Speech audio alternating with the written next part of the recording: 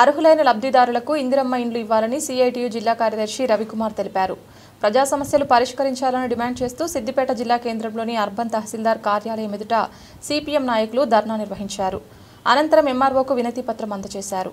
గతంలో లబ్ధి పొందిన లబ్ధిదారులకే ప్రజాపాలనలో కూడా ఇందిరమ్మ ఇండ్లు ఇవ్వడం జరుగుతుందని ఆరోపించారు.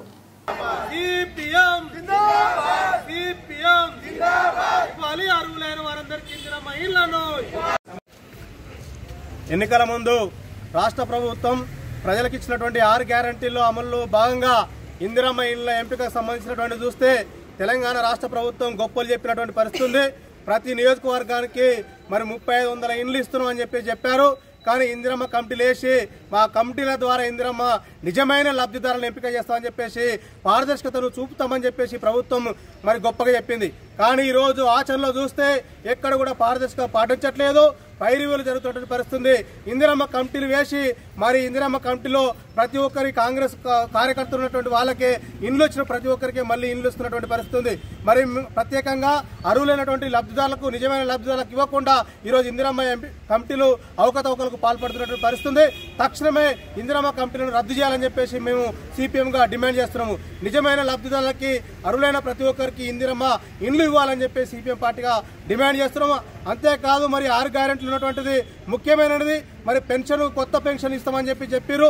మరి 60 సంవత్సరాలు పూర్తవుతున్నటువంటి వారికి వితంతువులకు కానీ వికలాంగులకు కానీ అట్లాగే మరి వృద్ధాప్యం చెందినటువంటి ప్రతి ఒక్కరు కూడా మరి ఇలా పెన్షన్ పెంచి ఇవ్వాల్సిన అవసరం ఉంది. మరి 4000కు పెంచి ఇస్తామని చెప్పారు.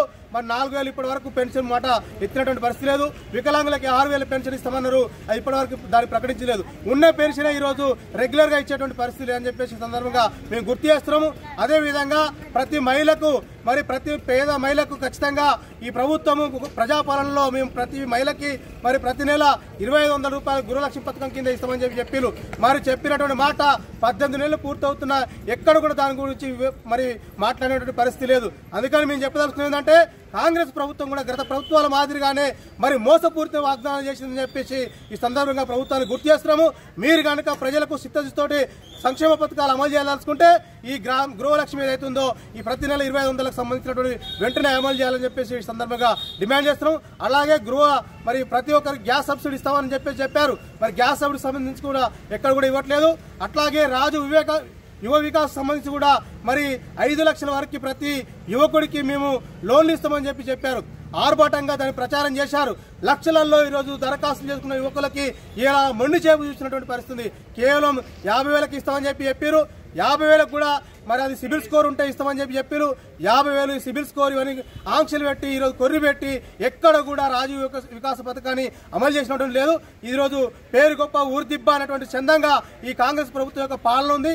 అందుకని మీరు ఇచ్చినటువంటి 6 గ్యారెంటీలు ఏవైతున్నాయో తక్షణమే అమలు చేయాలి. ప్రత్యేకించి ఇందిరమ్మ లబ్ధిదారులకు ఇండ్లు ఇవ్వాలని చెప్పేసి ఈ రోజు మున్సిపాల్లో ఉన్నటువంటి 43 వార్డుల ఎంపికల్లో కూడా అవకతవకలు జరిగినాయి. ఆ అవకతవకలు కూడా మేము అధికారులు మొత్తం కూడా పర్యవేక్షణ చేసి నిజమైన లబ్ధిదారులకు వచ్చే విధంగా చర్యలు తీసుకోవాలని చెప్పి సిపిఎంగా డిమాండ్ చేస్తున్నాం.